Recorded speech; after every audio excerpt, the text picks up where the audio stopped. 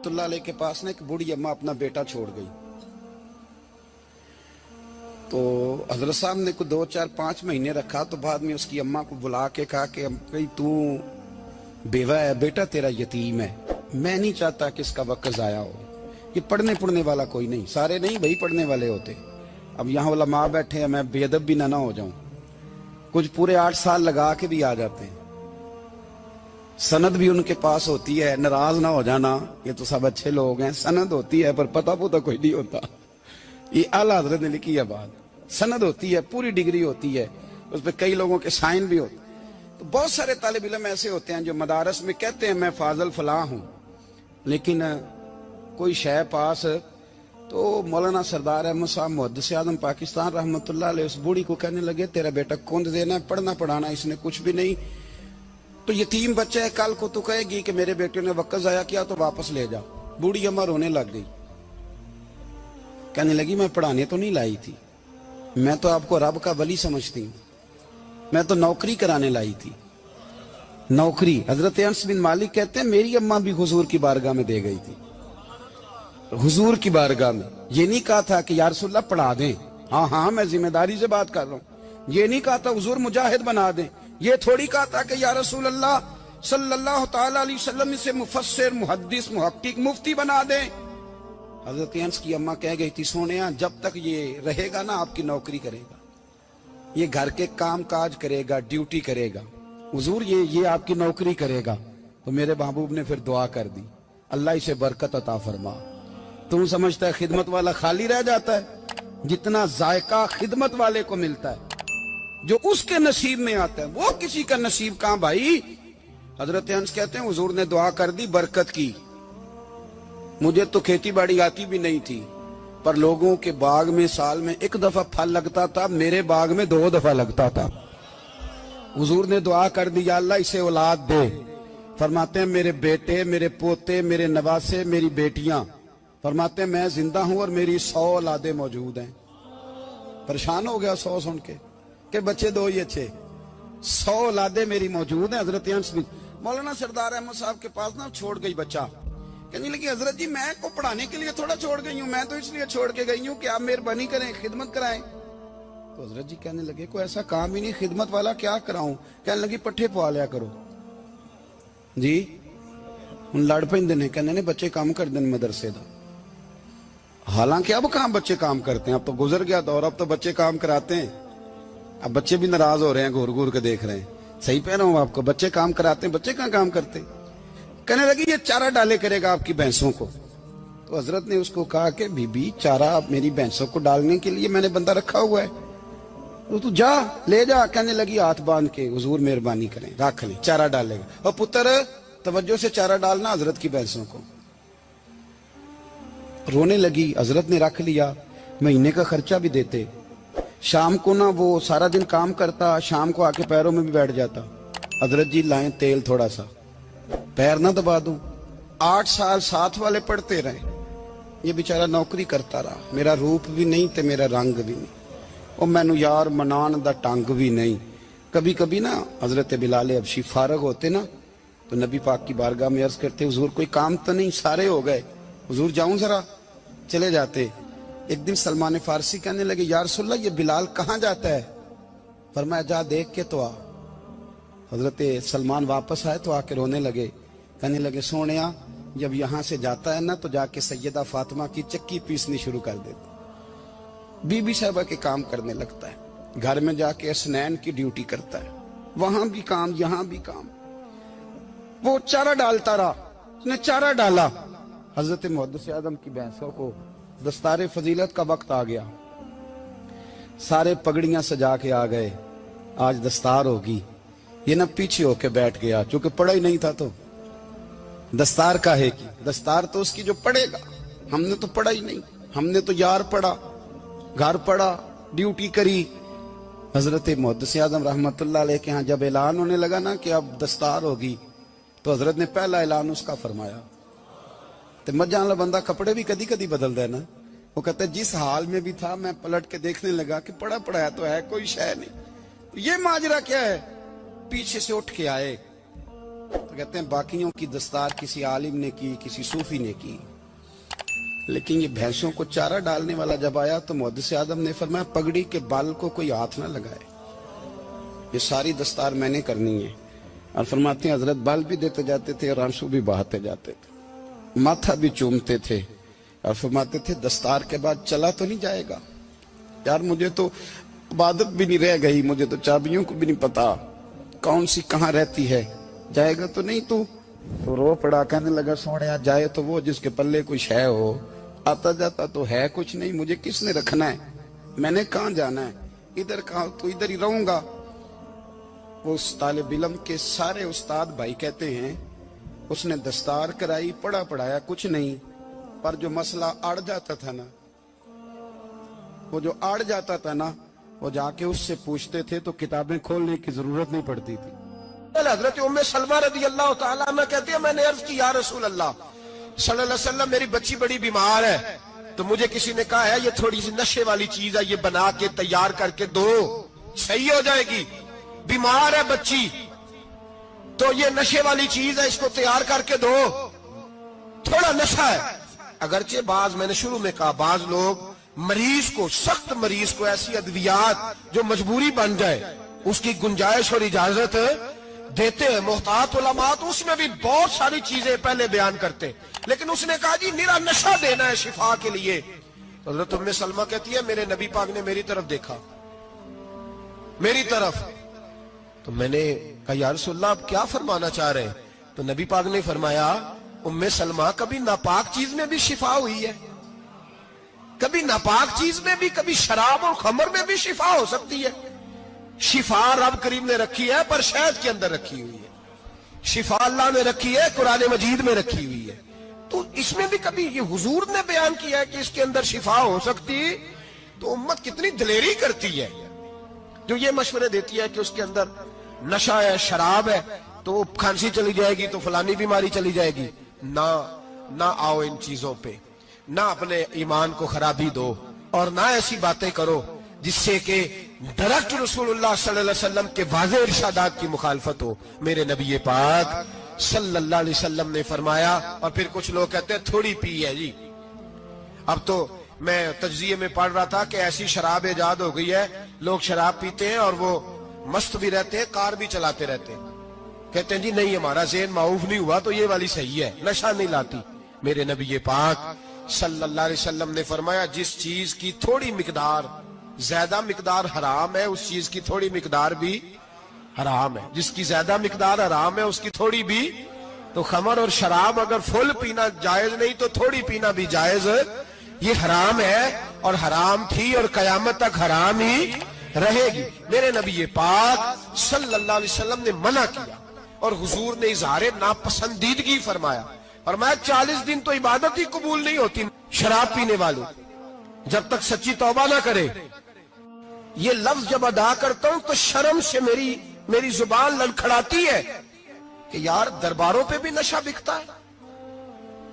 میں یہ بات کر رہا ہوں صوفیاء کا ترجمان, درباروں پہ, مزاروں پہ, اور سجادہ نشینوں تمہیں زمین نگل جائے, آسمان تمہیں لے اڑے, تم پر قہر نازل ہو, تم نے باپ دفن کر کے تو وہاں نشے کا اڈا بنا لیا, ماؤں سے بیٹے چھیننے لگے ہو, عورتوں کے سروں سے کپڑے چھیننے لگے ہو, سہاگ مارنے لگے ہو, بیٹیاں اور بیٹے یتیم کرنے لگے ہو, نشہ بیچتے ہو درباروں اور مزاروں پہ. یہ تماشا لگ گیا. آپ کیسے کروں یہ بات, پر کرنی پڑ رہی ہے, مجبوری ہے, یہ مضمون مکمل نہیں ہو سکتا.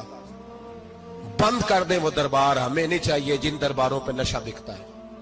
میں ذمہ داری سے کہہ رہا ہوں, بات ریکارڈ ہو رہی ہے. جوتے کی نوک پہ وہ سجادہ نشین جو امت کو ڈرگز دیتا ہے, وہ سجادہ نشین کا ڈیرا نہیں, وہ گند کا اڈا ہے, وہاں سے فیض نہیں مل رہا, امت کی تباہی ہو رہی ہے. بتا دو, پھیلا دو, اس کو اعتراض کرنا کرو. میرے رسول پاک سید عالم صلی اللہ تعالی علیہ وسلم کا دین ضروری ہے, کسی پیر کی سجادگی ضروری, بولیے سجادگی ضروری. بڑی ذمہ داری سے کہہ رہا ہوں اور نمائندگی کر رہا ہوں اپنی جماعت کی. نہ ہمارے بزرگوں نے کل اس کی حمایت کی تھی، نہ آج کرتے ہیں، نہ قیامت تک کریں گے۔ بند کر دیں وہ دربار اور مزار۔ بزرگ دنیا میں یہ کام کرنے آئے تھے، اور ہماری سوچ اتنی گر گئی ہے، اتنے ہم کمزور ہو گئے۔ کہتے ہیں جب اس کو چڑھ جاتی ہے تو پھر بڑی معرفت کی باتیں سناتا ہے۔ تجھے شرم نہیں آئی یہ لفظ کہتے ہوئے؟ اب نشئی تجھے معرفت سکھائے گا؟ اب تو شرابی سے، بھنگی چرسی سے دین سیکھے گا؟ کہتے ہیں اس نے پی ہوئی تھی، چڑھی ہوئی تھی، میں بات کر دی تو میرا کام بن گیا۔ اتنی گندی اور میلی سوچ صاحب ایمان کی ہوتی ہے، تو اب نشیوں سے جا کر دعائیں کرائے گا؟ سن، میرے نبی پاک صلی اللہ علیہ وسلم نے فرمایا جو شراب پی لے، نشہ کر لے، اس کی تو 40 دن تک عبادت رب قبول نہیں فرماتا۔ تو کہتا چڑھی ہوئی تھی تو اس نے دعا کر دی، تجھے شرم ہی نہیں آئی بات کرتے؟ حیا ہی نہیں کیا تو نے جملہ بولتے؟ یہ کوئی تصوف اور طریقت ہے؟ جاؤ اٹھا کے لے جاؤ۔ ایسی کوئی تصوف اور طریقت ہمیں نہیں چاہیے، ہمیں وہ والی طریقت چاہیے جس میں خدا کے قرآن کی بات ہوتی ہے اور محمد مصطفیٰ کے فرمان کی بات ہوتی ہے صلی اللہ علیہ وسلم۔ تو بھائی یاد رکھو، یہ کوئی طریقہ نہیں۔ ایک مزار ہے، مجھے ایک صاحب کہنے لگے آ جائیں یہاں بھی فاتحہ پڑھیں۔ میں نے کہا یہاں کیا ہے؟ کہنے لگے تھے تو بابا جی نشہ وشہ کرتے، پر اب سنا ہے لوگوں کی منتیں بڑی پوری ہوتی ہیں۔ مجھے جذبات بڑے کم آتے ہیں۔ میں نے اس آدمی کو گریبان سے پکڑ لی، میں کہ ادھر ہٹ، وہ تو نشہ کرتا تھا اور تو جاتا تھا، تیری یہ کیسے طاقت ہوئی؟ تو نے مجھے مشورہ دے دیا ہے، تو ہمیں کمزور سمجھتا ہے؟ ہم کمزور ایمان کے لوگ ہیں، اور میں یہاں تجھے کہوں گا نہیں نہیں میں یہاں نہیں جاتا، میں وہاں جاتا ہوں۔ بالکل کوئی لگی لپٹی بات نہیں، کھری بات۔ تصوف وہ، دربار وہ جہاں قرآن پڑھا جائے اور رسول اللہ کی حدیث سکھائی جائے، باقی کوئی مطلب نہیں کسی قسم کا۔ میں داتا صاحب کبھی جاؤں نا جلسہ کرنے کسی کام سے، کسی تقریب میں، تو میں داتا صاحب کے مزار پہ نہیں جاتا۔ میں کہتا ہوں یار یہ یرانہ نہیں کہ بندہ کسی کام آیا تھا تو فاتحہ پڑھ لی، واپس چلو۔ گکھڑ سے سپیشل آئیں گے داتا صاحب کے مزار پہ حاضری دیں گے، اور میرے سنگی گواہ ہیں کہ میں سپیشل ٹائم نکال کے بہت سارے کام چھوڑ کے سپیشل جاتا ہوں، اور میں مراد ماننے نہیں جاتا، میں داتا صاحب کا شکریہ ادا کر دے جاتا ہوں۔ میں ان سے کہتا ہوں حضور آپ کی مہربانی، آپ یہاں آئے تو ہمارے بڑے بھی رسول اللہ کے غلام بن گئے۔ میں تو سلام عقیدت پیش کرنے جاتا ہوں، ہم مزارات پر جانے کے قائل نہیں، بلکہ ہماری تو عقیدت کا درجہ ہی مکمل نہیں ہوتا جب تک ہم مزار پہ سلام نہ کریں۔ پر مزار داتا صاحب کا، مزار خواجہ معین الدین اجمیری کا، مزار غوث اعظم جیلانی کا، مزار محدث اعظم مولانا سردار احمد کا، مزار اولیاء کا، مزار میاں شیر محمد شرک پوری کا، مزار رب کریم کے بندوں کا۔ بھنگیوں چرسیوں کے مزار نہیں ہوتے، اور نام ان مزارات کے قائل ہیں، بالکل قائل نہیں ہم۔ میں تھوڑے دن پہلے لاہور گیا تھا، تو میں کار میں میاں صاحب میاں شیر محمد شرک پوری کا ذکر کر رہا تھا۔ میں اپنے دوستوں سے کہہ رہا تھا یار بہت بڑا بابا ہوا ہے، تو مجھے کہنے لگی کرامت کیا ہے؟ میں نے کرامت یہ ہے کہ ساری زندگی سنت کا درس دیا ہے۔ تو مجھے کہنے لگے آپ کبھی گئے نہیں؟ میں نے کہا میں اسپیشل گیا تھا، اور تھوڑے دنوں کے بعد پروگرام بناؤں گا تو میں ساتھ لے کے جاؤں گا۔ ہم مزارات کے قائل ہیں، حاضریاں دیں گے مزاروں پہ، لیکن بھنگیوں چرسیوں کے مزاروں پر جانے کے قائل ہیں؟ زور سے بولے، یہاں جانے کے قائل ہیں؟ کوئی عقیدہ نہیں ہے ہمارا۔ نشہ بکے گا اب مزاروں پہ، اب یہ تصوف ہوگا وہاں، یہ طریقت ہوگی۔ اور ملت پر رحم کھاؤ خدا را۔ اگر تمہارے قومی ادارے کہتے ہیں رپورٹ کرنے والے کہ 70 لاکھ پاکستانی نشہ کرتا ہے، تو کیا تمہیں یہ نہیں پتا کہ نشہ بیچتا کون ہے؟ کیا تمہیں یہ نہیں پتا کہ ڈرگز کا کاروبار کون کرتا ہے؟ اگر تمہیں یہ پتا ہے تو کیا یہ خبر نہیں تمہیں کہ ان رگوں پر یہ خون اتارتا کون ہے؟ میں اپنے بزرگوں سے معذرت کے ساتھ، نشے کا آغاز، ناراض تو نہیں ہو جائیں گے بزرگ، نوجوانوں کو میں لتاڑ لیتا ہوں لیکن بزرگوں کی عزت کرنا سنت ہے، تو میں بزرگوں سے معذرت کے ساتھ یہ یوں سمجھ لیے خوگرے حمد سے تھوڑا سا گلا بھی سن لے۔ نشہ سگریٹ سے شروع ہوتا ہے، سگریٹ سے۔ میں تمباکو کو حرام نہیں کہتا، یہ فتویٰ نہیں دے رہا۔ تمباکو کا حکم وہی ہے جو مولی کا ہے، جو کچے پیاز اور لہسن کا ہے، کہ آپ جب کھا لیتے ہیں تو منہ سے بدبو آتی ہے، تو آپ مسجد میں آئیں تو آنے سے پہلے مسواک کریں، منہ صاف کریں، پھر آپ آ جائیں۔ تو جائز ہے، مکروہ ہے لیکن حرام۔ لیکن تمباکو سے آگے جب حالات بڑھتے ہیں، تجزیہ نگاروں نے لکھا ہے کہ ہمارے پنجاب کے کچھ علاقوں میں اب سگریٹ سے نکال کے نا، پہلے بھی بھرتے تھے لوگ اس میں بڑا کچھ، اب پتہ ہے کہ نیا نشہ ایجاد کیا ہے، اب اس کے اندر چرس بھی بھرتے ہیں اور چھپکلی کو مار کے سکھا کے خشک کر کے اس کو پیس کے وہ ساتھ نشے کے ملاتے ہیں، اور اس کا حال یہ ہوتا ہے کہ آدمی کو زیادہ نشہ ہوتا ہے، اور کہتے ہیں وہ اتنا گند ہے کہ وہ آدمی کسی کو دانت بھی لگائے گا تو وہ بندہ بھی بیمار ہو جائے گا۔ کیا یہاں لوگ اسپرٹ نہیں پیتے آپ کے ملک میں؟ اور ہم کبھی سڑک پہ جاتے ہیں تو نشئی کو دیکھ کے مذاق کرتے ہیں، دیکھنا میں ہارن لگاؤں گا تو گاڑی کے ہارن سے گر جائے گا، لیکن تجھے پتا نہیں کہ یہ کسی ماں کا بیٹا ہے، پتا نہیں کسی بیوی کا شوہر ہے۔ ایک ہمارے دوست ہیں، بزرگ ہیں، ان کا داماد فوت ہو گیا، نشہ کرتا تھا، تو میں تعزیت کرنے ان کے گھر پہنچا تو کھڑے ہو گئے ہاتھ باندھ کے، کہنے لگے حضرت صاحب باقی ساریاں گلاں چھڑ دیو، صرف نشے تے تقریر کریا کرو۔ وہ جب جیتا تھا تو تب بھی اس کے بچے یتیم ہی تھے، یتیم ہی تھے۔ میری بیٹی جب میرے گھر آتی تھی اور میں اپنے پوتوں کے اتنے کپڑے اسے پہننے کو دیتا تھا تو میرا کلیجہ پھٹتا تھا، اور میری بیٹی اس کی زندگی میں بھی بیوہ کی زندگی گزار رہی تھی، وہ میری بہوؤں کے اترے ہوئے کپڑے پہنتی تھی، کوئی دعا کرو، کوئی جلسے کرو، یہ لت ختم ہو جائے۔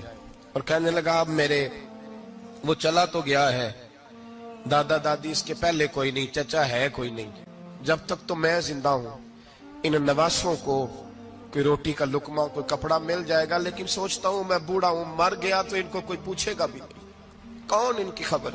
اتنا ظلم اس قوم سے، اتنی زیادتی، اور آرام سے لکھ کر لوگ گزر گئے کہ یہ 70 لاکھ ہے، ان کا درد تو سمجھو، تکلیف تو سمجھو۔ 7 فٹ کا سونا جوان اور نشے کا عادی ہے تو کسی نالی میں پڑا ہوا ہے۔ اور میں نے کہا اس قوم کے ساتھ اس سے بڑا بھیانک مذاق کیا ہوگا؟ کوئی دانشور تھا بڑا ظالم، اس ظالم سے کوئی مشورہ لینے آیا، اس نے آ کے کہا تو بڑا ظالم ہے، بڑے کڑوے مشورے دیتا ہے، میرا ایک دشمن ہے، میں اس سے بدلہ لینا چاہتا ہوں، میرا دل کرتا ہے اس کا بچہ قتل کر دوں تاکہ وہ تڑپے۔ تو ظالم نے کہا اسے قتل نہ کر، وہ تو اس کا باپ 2-4 مہینے رو کے چپ کر جائے گا، پھر میں سخت سزا دینا چاہتا ہوں، مشورہ دے۔ تو اس نے کہا اس کے بچے کو نشے پہ لگا دے، جس کا بچہ نشہ کرے گا وہ باپ روز مرے گا، روز جیے گا، وہ ماں روز مرے جیے گی، نشے پہ لگا دے۔ اس قوم کے ساتھ سب سے بڑا ظلم یہ ہوا کہ ملت کا جوان نشے پہ لگ گیا، ڈرگز پہ لگ گیا، اتنے تباہ حالات ہوئے کہ جوان چڑھتی جوانیاں، اماں نے کتاب دے کے بھیجا تھا، اور کالج سے واپس آئے تو نشے کے ٹیکے ہاتھوں میں پکڑے ہوئے، ٹیکے۔ اور آپ کے اس ملک کے اسلام آباد میں ایک دن میڈیا نے وہ خبر بھی وائرل کی اور وہ چیز بھی دکھائی لوگوں کو، 3 مہینے کا بچہ لے کے نشئی سڑک پہ آ گیا، اس نے کہا میرا نشہ ختم ہو گیا، میرا بچہ خرید لو، 2 پڑیاں دے دو۔ تو وہاں بیبیاں جو سن رہی تھی وہ بھی چیخے مار کے رو رہی تھی۔